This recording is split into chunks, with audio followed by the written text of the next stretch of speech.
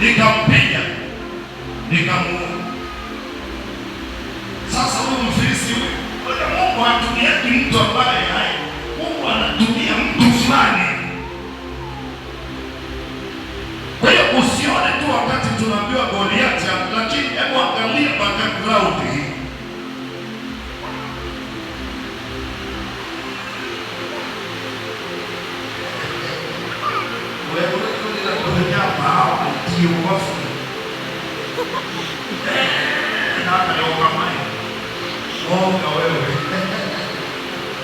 Haleluya. Kuanzia leo uwe shujaa kwa jina la Yesu. Inaanzaje hii? Ni pale Bwana anapokuwa pamoja na wewe.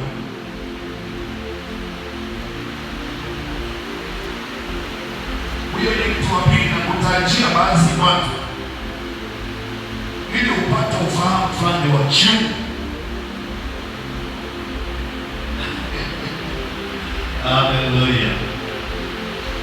Musa, mtu mwenye historia ya